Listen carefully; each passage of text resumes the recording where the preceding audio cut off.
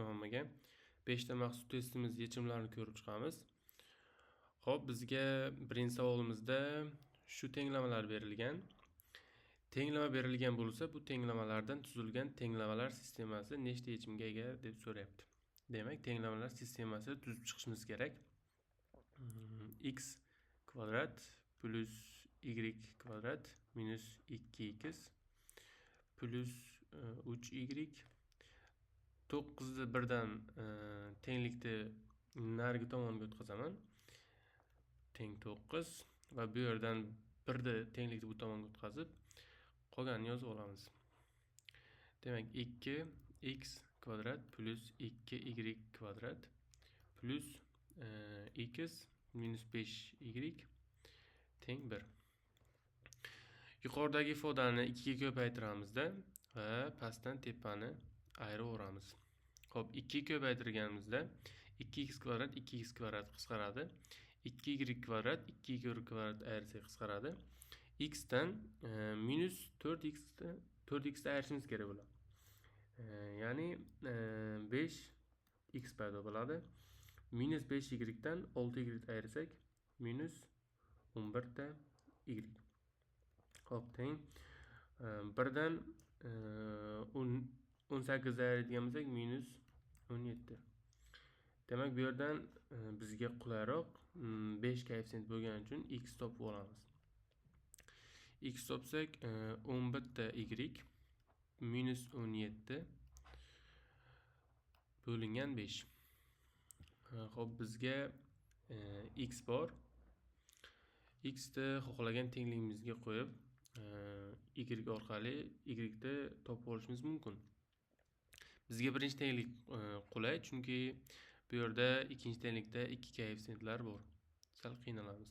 Birinchi tenglikka qo'ysak 11 y minus 17 bo'lingan 5 va kvadrat plus y kvadrat minus 2 11 y minus 17 bo'lingan 5 va plus 3 y tenglik 9. Xo'p, bu yerda kvadratga oshirib chiqamiz, ya'ni 121 ta y kvadrat minus bo'ladi 374 ta y plus 289 bo'lingan 25 plus y kvadrat minus 22 ta y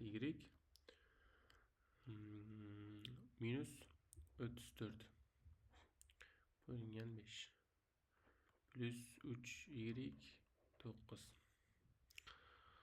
Xo'sh, bizga shu kasrlar sal g'alati, shuning uchun 25 ga ko'paytiraveramiz. 25 ko'paytirsak 25 bilan 25 qisqaradi va 121 ta y kvadrat minus 374 ta y plus 289 va plus y kvadrat minus bu 5 ko'paytirganimiz, yo'q, bu 25 bo'lar ekan. 25 y kvadrat. 25 ga ko'paytiryapmiz-ku. Yani 25 y kvadrat bo'ladi.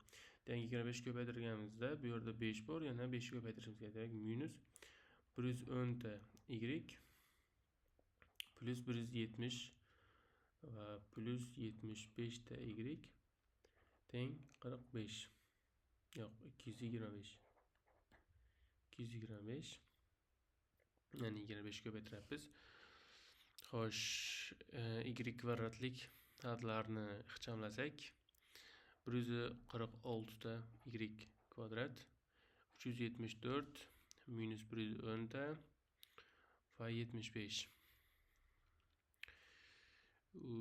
minus 409 y bo'ladi, adashmasam, va 289 170 va 225 ni ayiramiz. Bu yerda 234 bo'ladi, adashmasam. Plus 234 bo'ladi. Shunday. Endi buni diskriminanti musbat. Diskriminanti musbat, ya'ni bu yerdan y1 va y2 larni topib olamiz. Topsak bo'ladi xolos. Lekin bizga y2 bilan y1 ni so'ramagan, nechta yechimligini so'ragan. Shuning uchun bu aniq ikkita yechimga ega. Ya'ni y1 bilan y2 ga ega. y1 bilan y2 ga. Demak, bularga mos x1 bilan x2 ga ham ega bo'ladi. Ya'ni mos y1 ni olib birinchi tengliklarimizni qo'yganimizda, bu tengliklarga qo'yganimizda shunga mos x ham chiqadi. Demak, umumiy holda x1, y1 va x2, y2 yechimlarga ega. Ya'ni ikkita yechimga ega ekan. Ikkita. Demak, ikkita yechimga ega ekan. Birinchi savolimiz javobi C. Ikkinchi savolimizda shu ildizlari bo'lsa agar, ildizlari x1, x2, y1, y2 va hokazo xn, yn bo'lganda shularning yig'indisi so'ragan edi. Demak, bu yerdan y1 bilan y2 ning yig'indisini mana bu yerdan topib olsak bo'ladi. Ya'ni Viet teoremasi orqali. Demak, y1 plus y2 miz 409 taqsim 146 ga teng. Shunga teng. Endi x1 bilan x2 ni topib olishimiz kerak. Xo'sh, va bu tepadagi tenglikka qaraydigan bo'lsak, agar x1 topadigan bo'lsak, demak y1 ni qo'yishimiz kerak. Xo'p, bu yerga qo'yamiz. x1 o'rniga 11 ta y1 minus 17 bo'lingan 5 va qo'shilgan 11 y2 minus 17 taqsim 5. Bularni ixchamlaymiz. Umumiy makhraj 5. 11 larni chiqarsak y1 plus y2 bo'ladi. Va minus 34 bo'ladimi? Xo'sh. Endi y1 bilan y2 ni o'rniga mana bu ifodani qo'yishimiz kerak. Uni 11 ko'paytirilgan 409 taqsim 146 minus 34 bo'lingan 5. Va buni soddalashtirsak 158 taqsim 73 ekan. Bu ikkinchi savolimizda 158 bo'lingan 73 D javobda berilgan ekan. Hop, biz ikkala savolni ham aniqladik. Xo'sh, keyingi savolga o'tamiz. Demak, uchinchi misolimiz. Uchinchi misolda to'plamlar berilgan, to'plamlarning kesishmasini qism to'plamlar soni topilsin degan. Demak, to'plamlarning kesishmasi yana qandaydir S to'plam bo'ladi. Xo'sh, topadigan bo'lsak, demak x kvadrat plus y kvadrat 9 ga teng ekan. X minus y imiz 3 ga teng ekan. Kvadratga oshirsak x kvadrat plus y kvadrat minus 2 x y imiz teng 9 ga teng bo'lishi kerak. Demak, x kvadrat y kvadrat o'rniga 9 ni qo'yishimiz mumkin.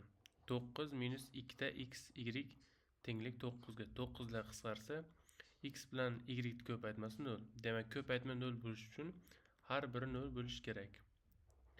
Y 0.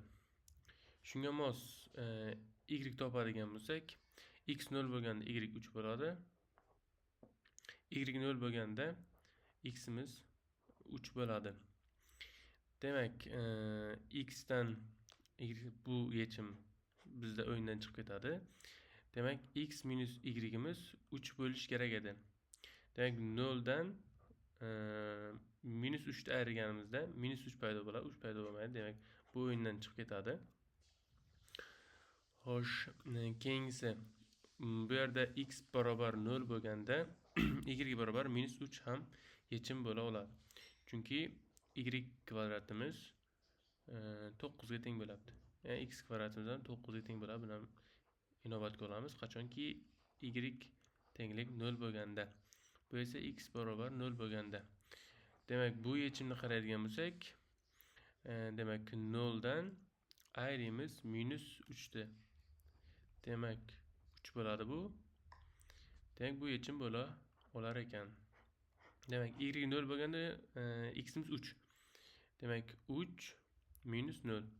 Demak, 3 ga teng bo'ladi. Demak, bu ham yechim bo'la oladigan. Demak, yana bir holat qoldi. Ya'ni minus 3 bo'ladigan holat. Demak, y teng 0 bo'lganda x'imiz minus 3 ga teng bo'ladi. Demak, minus 3 minus 0 teng minus 3. Demak, 3 bo'lmaydi. 3 bo'la olmas ekan. Demak, bu yechimimiz ham o'yindan chiqib ketar ekan. Demak, ko'rinib turibdiki, ikkita yechim bor. Demak, qism to'plamlar soni 2 ning kvadrati, ya'ni 4 ga teng bo'ladi. Ajoyib. Keyingi savolimiz beshburchak. Beshburchakning A uchi berilgan, B, C, D uchlari berilgan bo'lsa, uning yuzini hisoblang deyapti. Xo'sh, beshburchak chizib oladigan bo'lsak, mana shunaqa taxminan shunaqa beshburchak chizadigan bo'lsak, demak A uchi, B uchi, C uchi, D va E uchi. Xo'sh, A uchlari berilgan. Yuzini hisoblashimiz uchun bularni uchburchaklarga bo'lib chiqishimiz kerak. Beshburchakni uchburchaklarga bo'lib chiqishimiz kerak. Hozir bunday va bunday qilib. Demak, bu yerda S1 yuzi paydo bo'ladi, bu yerda S2 yuzi va S3 yuzi paydo bo'lar ekan. Bularni alohida hisoblaymiz. S1 da alohida, S2 ni alohida, S3 ni hisoblaymiz. Demak, S1 ni hisoblasak, S1 tenglik 1 taqsim 2 ko'paytirilgan S1imizda AE va DE vektorlar bor. Demak, AE va DE vektorlar bor. Yoki buni AD, EY vektorlar desak ham bo'ladi. Xo'p, farq yo'q. Yuzi baribir bir xil chiqadi. Demak, AD vektor va AE vektorlarni vektor ko'paytmasi. Bu S1 yuzani beradi. S2 yuzi 1 taqsim 2. Bu yerdan S2 yuzamizga qanday vektorlar bor? AD vektor bor va BD vektor bor yoki AB vektor ham bor. Buni oddiy qilib AB vektor va AD vektor qilsak ham bo'ladi. Farqi yo'q. Ixtiyoriy vektorlarni olib vektor ko'paytirsak bo'ldi. Demak, S3 1 taqsim 2. S3imizda BC vektor olamiz va BD vektor, xohlasak CD vektorni ham olsak bo'ladi. Ya'ni BD ni olamiz. BC vektor va BD vektor. Vektor ko'paytmasini hisoblar ekanmiz va shularni yig'ib chiqsak, bizga 25 taqsim 2 degan javob hosil bo'ladi. Bu hisoblab chiqish mumkin. Ozgina vaqt oladi. Hisoblab chiqish ham juda qiyin emas. Ya'ni AD vektorni hisoblaymiz. AD vektor. Ya'ni D dan A ni ayirishimiz kerak bo'ladi. 3 dan minus 2 ni ayirsak 5. 2 dan 0 ni ayirsak 2. AD vektor va AE vektor. AE vektor hisoblaydigan bo'lsak, E'dan A'ni ayirishimiz kerak bo'ladi. -1dan -2ni ayirsak 1 ga teng. 3dan 0 ni ayirsak 3 ga teng. 3 ga teng. Xo'sh. Endi bularni vektor ko'paytiramiz. Vektor ko'paytirsak, 3 bunga ko'payadi, 1 bunga ko'payadi. Ya'ni 15 minus 2. 3 5 ga ko'paytirilgan payt plus ishora bilan o'rinlanadi. 1 2 ko'paytirilgan, ya'ni keyingi diagonal ko'paytirilganda manfiy ishora bilan olinadi. Xo'sh. 15 ayrilgan 2. 15 dan 2 ni ayirsak 13. Ya'ni bu yerda 13 taqsim 2 paydo bo'lar ekan. Keyingisi AB vektor. AB vektor topadigan bo'lsak, B dan A ni ayirishimiz kerak bo'ladi. Ya'ni A, B vektor koordinatalari 2 va -1 dan 0 da ayiradigan bo'lsak, -1 da o'zi bilan. Keyin AB, A, D vektormidi? D vektor topishimiz kerak. D dan A ni ayiramiz, ya'ni 5. 2 dan 0 da ayiradigan bo'lsak 2. Yani bularni vektor ko'paytirgan bo'lsak, 2 ga 2 ni ko'paytsak 4, 5 ga -1 ni ko'paytiradigan bo'lsak -5 va +9 bo'ladi. Plus 5 bo'ladi. Teng 9 bo'ladi. Ya'ni -5 bo'lyapti, minusga ko'paytirib olganimizda, ya'ni qarama-qarshi ishora bilan olganimizda +5 bo'ladi. Ya'ni 9. Demak, bu yerda 9 taqsim 2. Keyingisi BC vektor. BC vektordan hisoblaymiz, demak. BC vektor. B dan C ni ayirgan, ya'ni 2. -1 dan 0 ayirsak -1. BC, BD. D vektor, BD vektor hisoblaymiz. Demak, D dan B ni ayirishimiz kerak bo'ladi. Ya'ni 3 dan 0 ni ayirsak 3. 2 dan -1 da ayiradigan bo'lsak, bu ham 3 bo'lar ekan. Ya'ni shu qoida ko'paytirsak 6 plus 3, ya'ni 9. Yana 9 taqsim 2 chiqdi. Va bularni qo'yib chiqsak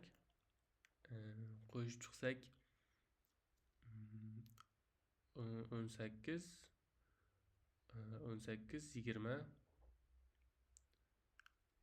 yo'q. 31 taqsim 2 chiqyaptimi? Qayerdadir adashdik menimcha. Burada BC vektor topganimizda xatolik bo'libdi. Ya'ni 2 dan 0 da ayirganmiz 2, 0 dan -1 da ayirganimizda 1 bo'lar edi. Ko'paytirganimizda 6, ayrilgan 3 bo'ladi bunda va tenglik 3. Bu yerda 3 taqsim 2 bo'ladi. Yani qo'yib chiqqanimizda 25 taqsim 2 javobi, ya'ni A javobga ega bo'lamiz. Hop, keyingi masala. C nuqta AB kesmani 3 taqsim 4 nisbatda, D nuqta esa 2 taqsim 3 nisbatda bo'lsa, A va B nuqtalarining koordinatalarini toping. Bu oson, lekin sal vaqtni oladi. Hop, bizga qanaydir AB kesma berilgan bo'lsin. Hozir buni bizga AB kesma berilgan bo'lsin. Bu A, bu B. AB kesma berilgan bo'lsin va C nuqta 3 taqsim 4 nisbatda. Taxminan shu yerda oladigan bo'lsak, C nuqta deb. Va buning koordinatasi 5 va 4. -5 va 4.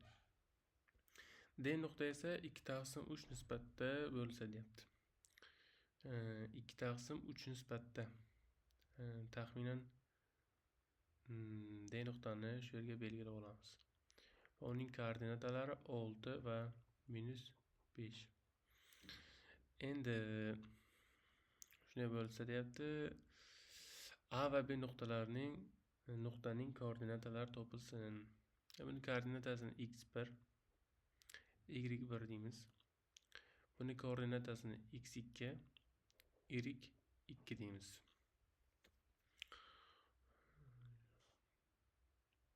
Endi berilgan nisbatda bo'lish formulasidan foydalanamiz. Ya'ni x topish uchun x1 plus lambda x2 lambda x2 bo'lingan 1 plus lambda formulasidan foydalanamiz. Xo'sh, bu yerda bu x, bu y. Buni y ham xuddi shunday. Y barobar y1 plus lambda y2 taqsim 1 plus lambda bo'ladi. Buni y ham xuddi shunday. Xuddi shu formadan foydalanib topamiz. Xo'p, 6 tenglik x1 plus lambda bu shu mana shu nuqta, misol uchun S nuqta, S nuqtamiz AB kesmani qanday nisbatda bo'lgani. Ya'ni bu yerda 3 bilan 4 nisbatda bo'layotgan edi. Hozir buni o'zgartirib olaylik. 3x bilan 4x nisbatda bo'lyapti. Demak, lambdamiz shunda 3 taqsim 4 ga teng bo'lyapti. Xullas, buni murakkablashtirish shart emas, shunchaki qanday nisbatda bo'lgan bo'lsa, lambda xuddi shunga teng bo'ladi. Demak, hozirgi holatda lambdamiz 3 taqsim 4 ga. x1 plus x2 miz yozamiz. Endi 3 taqsim 4 da x2 bo'lingan 1 plus 3 taqsim 4. Hop, y ni yozamiz, ya'ni -5. -5 tenglik y1 plus 3 taqsim 4 da y2 bo'lingan 1 plus 3 taqsim 4. Hop, bu yerdan y1 va y1 x2 y1 x1 x2 y1 y2 ga bog'liq holda tenglama chiqadi. Hop, keyingi tenglamani hozir biz D nuqta orqali hisoblagan bo'lsak, D nuqta 3 taqsim 4 nisbatda, D nuqta 2 taqsim 3 nisbatda bo'layotgan ekan. Hop. Shu yerda xato bo'libdi. Biz 3 taqsim 4 nisbatni D ga o'ribmiz, lekin S nuqta AB kesmani shunga bo'layotgan ekan. Bu S nuqtamiz shu nisbatda bo'ladi, lekin biz D nuqtani olib ketdik. Bu yerda xatolik yo'l qo'ydik. -5 va buni 4 deb olsak yetarli. Bo'ldi. Bu 4, bu 4, bu -5. Demak, yana shu gap x1 bilan x2, x1 bilan x2, y1 y2 ga bog'liq holda tenglama chiqyapti. Endi D dan foydalanamiz. D ya'ni 6 tenglik x1 plus endi lambdan o'rniga 2 taqsim 3 qo'yamiz. 2 taqsim 3 da x2 bo'lingan 1 plus 2 taqsim 3. Bunda ham x1 bilan x2 ga bog'liq holda tenglama chiqyapti. Endi keyingi nuqtadan foydalanamiz. -5 tenglik y1 plus 2 taqsim 3 da y2 taqsim 1 plus 2 taqsim 3. Bunda ham endi y1 bilan y2 ga bog'liq tenglama chiqadi. Endi bo'ldi. Bu yerdan tenglamalar sistemasi ishlab qo'yamiz. Bu yerda ham x1 y1 y2 ga bog'liq va bu yerda ham x1 x2 y1 y2 ga bog'liq tenglamalar chiqyapti. Tenglamalar sistemasini ishlaganimizda javoblar menimcha B javob bo'ladi. Ishlab chiqsalarini ko'rasizlar. Demak, bu yerda bizda x1 koordinatamiz 160 ga teng. y1 koordinatamiz -131 ga teng. x2 koordinatamiz -225 ga teng. y2 koordinatamiz 184 ga teng bo'lar ekan. Yechimimiz shu yerda tugadi. Kamchiliklar bo'lgan bo'lsa uzr. Keyingi darslarda ko'rishguncha.